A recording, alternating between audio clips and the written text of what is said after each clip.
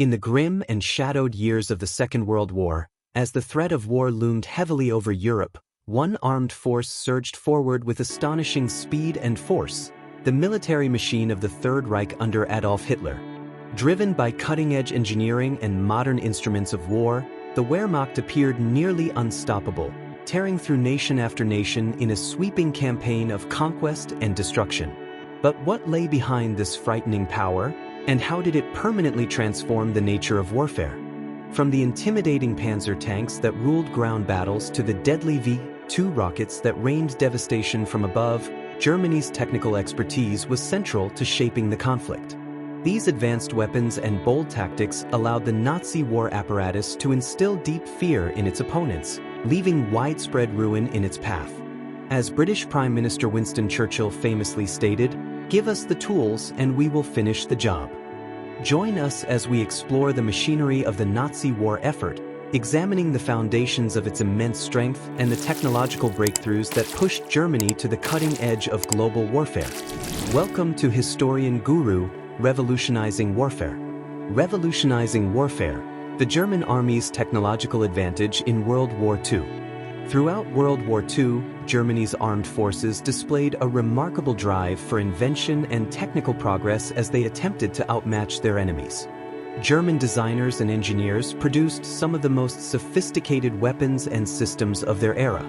This intense period of rapid development helped establish the groundwork for many technologies that shape modern warfare today. One standout achievement was the Messerschmitt Me 262, often nicknamed the Swallow. This aircraft represented a milestone in aviation engineering.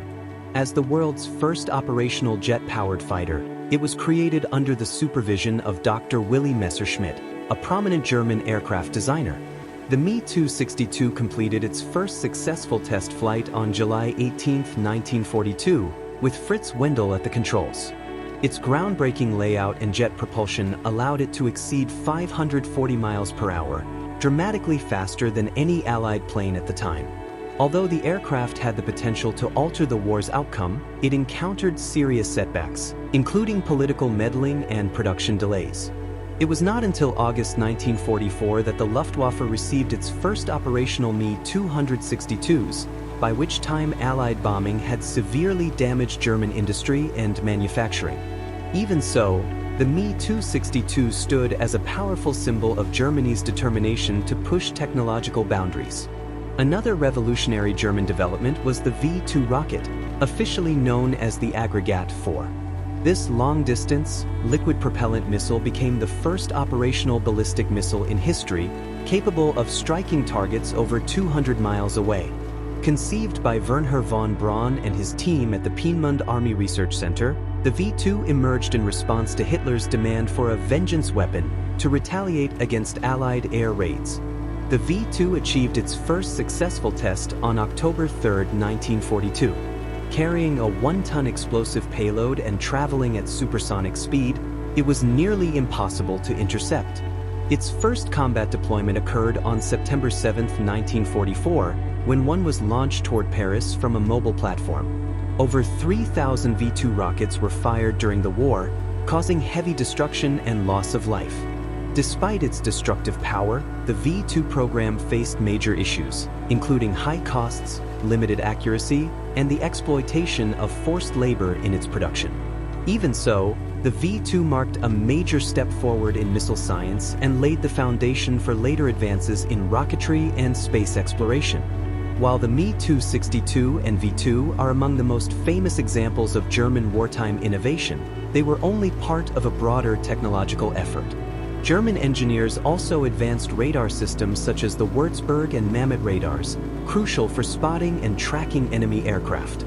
They made progress in infrared technology as well, creating the Zielgerät 1229 Vampire night vision device for the STG-44 assault rifle, allowing infantry to fight more effectively in darkness. Another notable innovation was the Fritz X guided bomb, an early precision weapon used to sink the Italian battleship Roma in September 1943. This early, smart bomb demonstrated Germany's forward-looking approach to weapons design, influencing post-war guided munitions. German advances extended to armored warfare. The country built some of the most formidable tanks of the conflict, including the Tiger I, Ferdinand, Tiger II, and the Panther. These massive vehicles featured thick, angled armor and powerful cannons that often surpassed Allied designs, intimidating enemy troops. German engineers also produced the first operational assault gun, the Sturmgeschütz III. Originally designed for close infantry support, it evolved into an effective tank destroyer. Its low silhouette and strong armament made it a serious battlefield threat. Innovation reached beyond hardware to tactics. Systems like the Knickebein radio navigation network guided German bombers to targets during poor weather and nighttime missions. Alongside the X-Gerät and Y-Gerät, these tools foreshadowed modern satellite navigation, helping the Luftwaffe conduct precise bombing during the Blitz. The Iron Titans, German panzer tanks in World War II. The history of German panzer forces began in the 1930s, when Germany sought to develop a new class of armored vehicles. Heinz Guderian, a forward-thinking officer and key architect of Germany's armored corps, emphasized speed, maneuverability, and communication. He pushed for tanks to operate as part of combined arms formations, an approach that became central to Blitzkrieg strategy. Early in the war, models such as the Panzer II, Panzer III, and Panzer IV led invasions of Poland, France, and the Soviet Union. Though less powerful than later designs, they proved effective due to mobility, coordination, and tactical use. The Panzer IV, in particular, became the backbone of German armored units and underwent continuous upgrades. However, as the war continued, Germany encountered stronger Allied and Soviet tanks. The appearance of the Soviet T-34 during Operation Barbarossa in 1941 shocked German command. Its sloped armor, mobility, and firepower outmatched many German vehicles, prompting the need for new tank designs. In response, Germany developed the legendary Tiger and Panther tanks. The Tiger I, officially Panzerkampfwagen 6 Tiger Osf. E, was a heavy tank built to dominate through thick armor and its feared 88mm cannon. First deployed on the Eastern Front in 1942, it became a symbol of battlefield power. Tank commander Michael Wittmann gained fame for his combat successes in the Tiger, reinforcing its reputation as nearly invincible. Still, the Tiger I suffered from serious drawbacks, including extreme weight that reduced mobility and strained logistics. To improve on this, the Tiger II, or King Tiger, was introduced with even heavier armor and a stronger 88mm gun. Though it appeared late in the war and in limited numbers, its psychological effect was immense. At the same time, Germany fielded the Panther, Panzerkampfwagen V, designed in response to the T-34. Combining sloped armor, good mobility, and a powerful 75mm gun, it is often considered one of the best all-around tanks of the war. First used at the Battle of Kursk in 1943, the Panther served on all fronts in both offensive and defensive roles. A notable incident occurred during the Battle of the Bulge in 1944, when some Panthers were disguised to resemble American M10 tank destroyers. This deception caused confusion and forced Allied forces to proceed cautiously. Despite their battlefield strength, German panzer forces could not reverse Germany's overall decline. As Allied armies pressed from east and west, Germany struggled to meet demand for these advanced tanks, hampered by shortages of materials. Shortages of fuel and experienced manpower, combined with the crushing effects of sustained Allied bombing raids, meant that Tiger and Panther tank production never came close to rivaling the massive industrial output of Soviet and American armored manufacturing. Even so, German panzer tanks secured a lasting place in military history. The innovative tactics and engineering concepts developed by Germany's armed forces would heavily influence the evolution of armored warfare after 1945. Heinz Guderian's concept of coordinated combined arms operations, placing tanks at the center of battlefield strategy, became a foundational model for modern armored doctrine. In the post-war years, the hard-earned lessons drawn from the Tiger and Panther programs were integrated into new armored vehicles designed by nations worldwide. The Panther's demonstration of an effective balance between firepower, protection, and maneuverability became a guiding principle of tank design, shaping legendary Cold War vehicles such as the American M60, the Soviet T-54-55 series, and Britain's Centurion.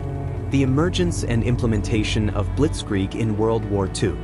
The doctrine known as Blitzkrieg, meaning lightning war, was a groundbreaking operational method that came to characterize the German Wehrmacht during the early phases of the Second World War. Conceived by forward-thinking officers including Heinz Guderian and Erich von Manstein, this approach transformed military practice by prioritizing speed, surprise, and the focused deployment of mechanized forces to deliver swift, crushing strikes. Its conceptual roots lay in the interwar period, when German planners analyzed the First World War and searched for ways to avoid the deadlocked, attritional trench fighting that had defined that conflict. Influenced by armored warfare theories advanced by British thinkers Bich Liddell Hart and J.F.C. Fuller, Guderian and his peers imagined a fast-moving style of warfare built on the tight integration of tanks, infantry, artillery, and air power to rupture enemy defenses and encircle opposing formations. Blitzkrieg received its first large-scale trial during the invasion of Poland in September 1939. German forces spearheaded by Panzer formations and supported by waves of Stuka dive bombers rapidly crushed Polish resistance, securing victory in little more than a month. Filmed footage of German armor sweeping across rural Poland and Stukas diving from the sky signaled to the world that a new era of combat had begun. In 1940, Germany refined the concept further during the assault on France and the Low Countries. Manstein advanced a daring operational proposal, later labeled the Sichelschnitt, sickle cut, plan that directed the main German thrust through the heavily wooded Ardennes region, terrain the French command believed unsuitable for a major armored advance. As Guderian's panzer units surged through the Ardennes and crossed the Meuse River, they achieved complete surprise. By the time Allied leaders grasped the scale of the breakthrough, German forces had already shattered their lines and were racing toward the English Channel. The British Expeditionary Force and French units attempted to stem the tide at the Battle of Arras on May 21, 1940.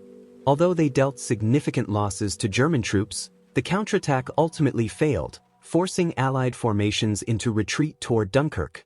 The rapid German advance encircled the bulk of Allied troops in Western Europe, leading to the dramatic evacuation of more than 330,000 soldiers during Operation Dynamo. These early triumphs created the impression of German military invincibility. However, Blitzkrieg's weaknesses surfaced as the conflict expanded into the immense territories of the Soviet Union, where extended supply lines, brutal weather, and logistical strain challenged German mobility.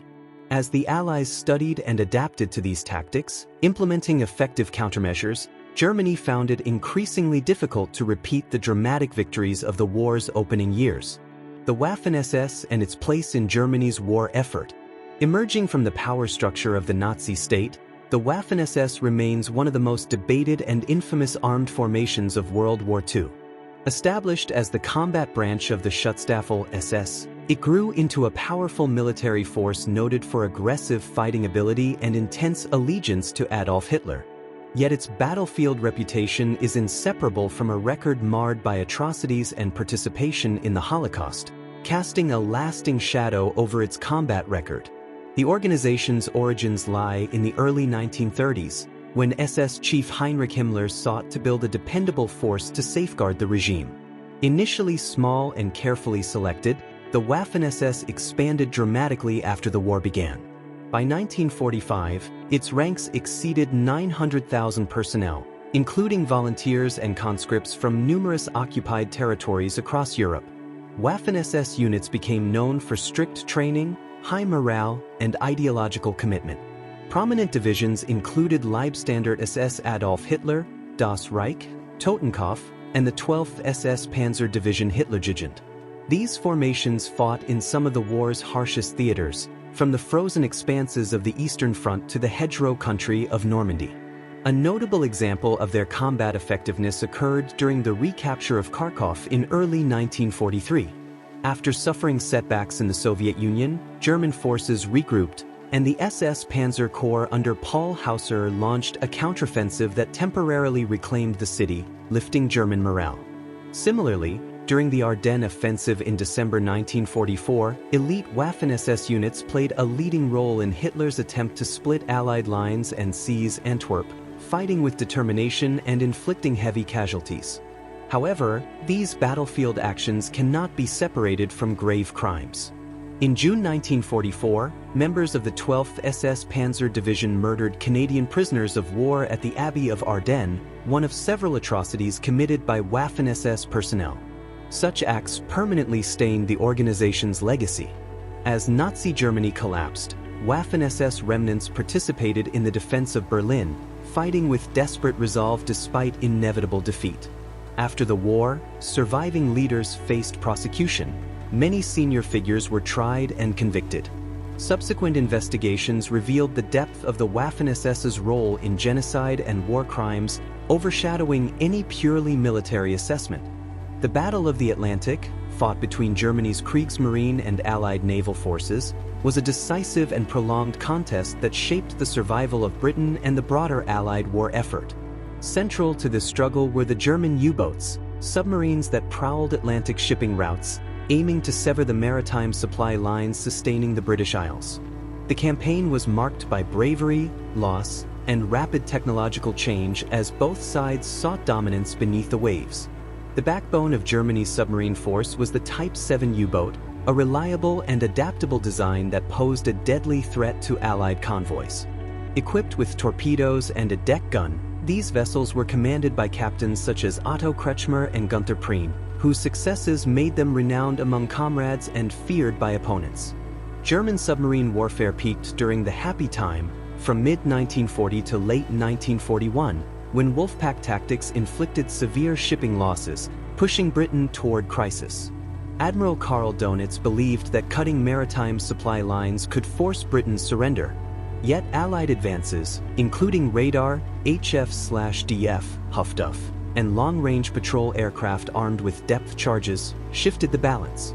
Casualties among U-boat crews soared, with a large proportion never returning. Germany attempted to regain momentum with the advanced Type XXI Elektroboot, featuring streamlined design, a snorkel, and superior underwater endurance and speed. Although technologically impressive, production delays and limited operational deployment meant it arrived too late to alter the war's outcome. As Germany fell, many submarines were scuttled or surrendered, ending the once feared U-boat arm. Luftwaffe tactical developments and air power. As Europe moved toward war in the late 1930s, the Luftwaffe emerged as a major instrument of German military power under Hermann Göring. It introduced innovative doctrines and advanced aircraft that reshaped aerial combat. The Ju-87 Stuka dive bombers symbolized these innovations. Designed for precision strikes, it executed steep dives to deliver accurate bombing. Pilots like Hans-Ulrich Rudel became famous for relentless ground attack missions. The Stuka's sirens, the Jericho trumpets, amplified its psychological effect, spreading fear and disrupting enemy morale, making it integral to Blitzkrieg operations. Fighter aircraft such as the Messerschmitt Bf 109 and Focke-Wulf FW 190 secured air superiority, with aces like Erich Hartmann and Adolf Galland achieving legendary status. The Luftwaffe also relied on flexible command structures, granting pilots initiative in combat. Over time, however, Allied industrial power and technological progress eroded German advantages. Even the introduction of the Me-262 jet could not reverse the growing Allied air dominance that devastated German cities and industry. German logistics and the Opel Blitz. Behind combat operations stood an extensive logistical system that kept forces supplied. German planners in the interwar era emphasized mobility, reflected in vehicle design. The Opel Blitz truck became a symbol of this effort, a versatile transport capable of moving troops, fuel, and ammunition across varied terrain. Its durability made it vital on the Eastern Front and in North Africa, helping sustain frontline formations across vast distances. The Opel Blitz truck could also be modified for specialized purposes, including mobile repair workshops, field kitchens, and radio communication units, which increased its overall usefulness in combat zones. German logistical strength was further supported by the use of captured enemy vehicles. which were frequently integrated into service to reinforce the Wehrmacht's supply network. This practical and flexible logistical strategy enabled German forces to respond to the constantly shifting demands of war, making use of every available asset in their fight to endure. However, as the conflict dragged on, the German army's supply system began to weaken. The grinding losses on the Eastern Front, combined with relentless Allied bombing raids, severely damaged the Wehrmacht's logistics infrastructure, reducing its ability to maintain effective fighting power. Shortages of fuel and replacement parts were especially devastating, crippling the German war effort as it struggled to keep tanks and aircraft operational against mounting opposition. Ultimately, the creativity and adaptability of Germany's logistical system were not enough to overcome the enormous pressures it faced. The steady advance of the Soviet Red Army and the unceasing bombardment by Allied air forces brought the once dominant Wehrmacht to collapse. Its supply chains pushed to the limit and its combat strength worn down. Cryptic battles and the secrets of the Enigma machine. Within the hidden realm of espionage and intelligence, secure communication can determine the outcome between success and failure. During the Second World War, the German military relied on an extraordinary technological device to encrypt its communications and conceal its intentions, the Enigma machine. This sophisticated apparatus, built around a complicated arrangement of rotating mechanisms and plugboard connections, became the center of a secret struggle between the Axis and the Allies, a battle of intellect and strategy that would influence the direction of the war. Originally created in the 1920s, the Enigma machine represented a triumph of engineering and cryptographic design. Its core consisted of interchangeable rotors that scrambled letters in a message, making it unreadable without the correct decoding settings. Its security was further strengthened by a plugboard system that allowed operators to swap letter pairs manually, multiplying the number of possible encryption variations. The result was an astonishing number of potential combinations, in the millions, available for encoding transmissions. Recognizing its value, the German armed forces quickly adopted the Enigma as their primary encryption system. High command trusted the device completely, convinced that its complexity made it practically impossible to break. This confidence shaped wartime operations as the Germans transmitted crucial intelligence, including troop deployments and battle strategies, over radio signals, believing their messages were secure from interception. Yet unknown to German authorities, Allied cryptanalysts had already turned their attention to Enigma.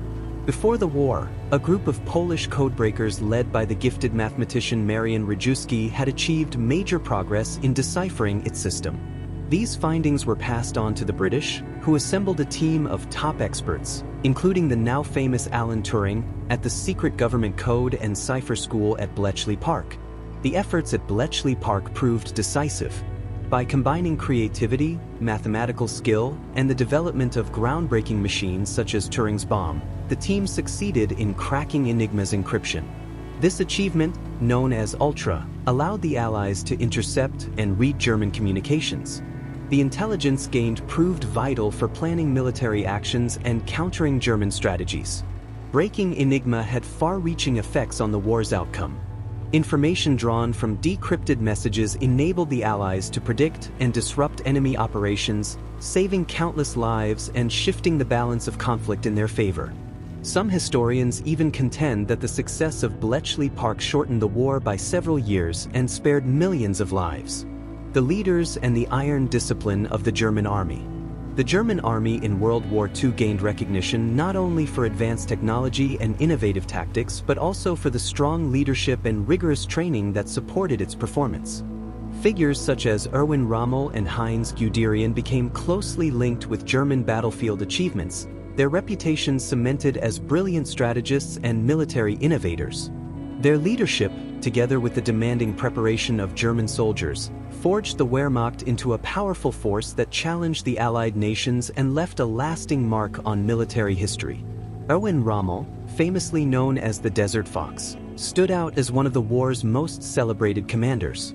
A veteran of the First World War, he rose swiftly through the ranks due to his tactical insight and ability to motivate his troops. As leader of the Afrika Korps, Rommel achieved notable victories, using bold and inventive maneuvers to outflank British forces in North Africa, earning a reputation as one of the era's finest tacticians. Heinz Guderian was another influential figure, recognized as a pioneer of mechanized warfare and a key architect of the Blitzkrieg approach that transformed military strategy.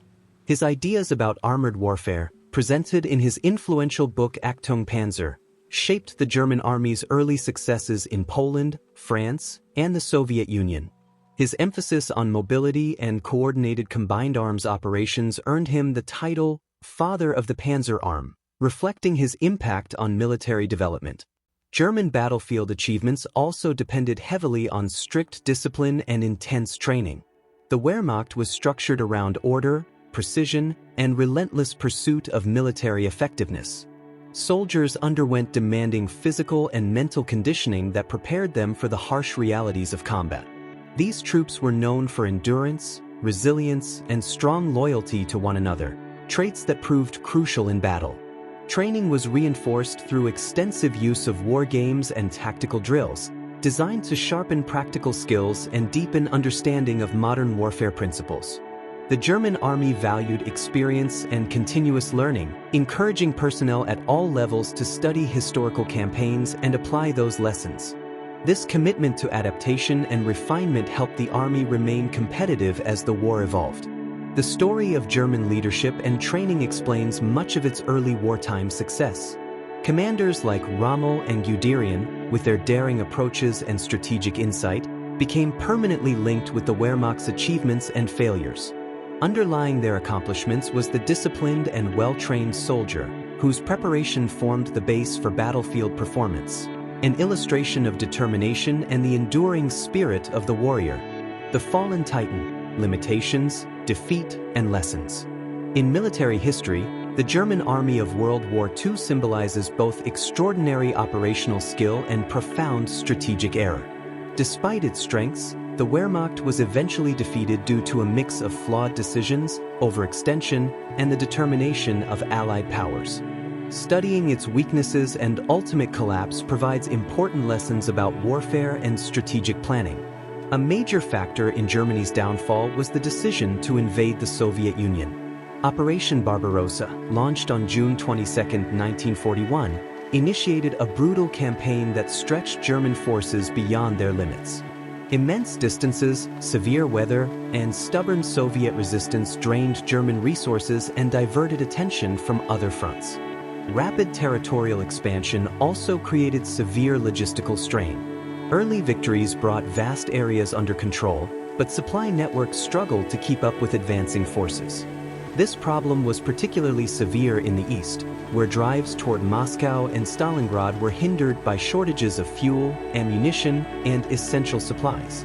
These logistical issues intensified as the war turned against Germany. Allied bombing targeted the nation's industrial base, weakening its ability to sustain the war effort.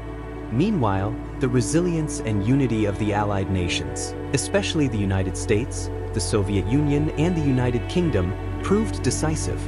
Their combined industrial strength, manpower, and commitment ultimately overwhelmed German capabilities. The Allied capacity to mobilize enormous resources and maintain focus on victory shifted the balance of power and led to Europe's liberation. The German army's fall highlights the dangers of overconfidence and the need for flexibility in military strategy, enduring lessons drawn from one of history's most significant conflicts. The takeaways from the Wehrmacht's methods are numerous, providing meaningful perspective on the elements that can shape the result of a war. One major lesson is the necessity of honestly evaluating one's own strength and recognizing the risks that come with stretching military resources too thin. Equally important is the value of building dependable alliances and ensuring that supply systems remain strong, flexible, and capable of adapting to changing conditions. Another significant insight from the German army's experience is the vital importance of morale and resolve when facing hardship. Although the Wehrmacht achieved early victories and benefited from skilled leadership, its forces eventually gave way under the constant and overwhelming pressure applied by the Allies. The persistent resolve of Soviet, American, British, and other Allied troops, along with their firm dedication to the cause of liberty, demonstrates the strength of human resilience and the unbreakable determination to stand against oppression. Ultimately, the history of Germany's military in the Second World War is a narrative marked by both success and catastrophe. As discussed, their technological progress, battlefield strategies, and command capabilities were impressive. However, critical strategic miscalculations, combined with the steadfast drive of the Allied nations, brought about their downfall. This layered story highlights both the brilliance of human innovation and the dangers of overconfidence, while also underscoring the enduring lessons history offers. Reflecting on the German army's path through World War II brings to mind Winston Churchill's famous warning that those who do not learn from the past are destined to repeat it.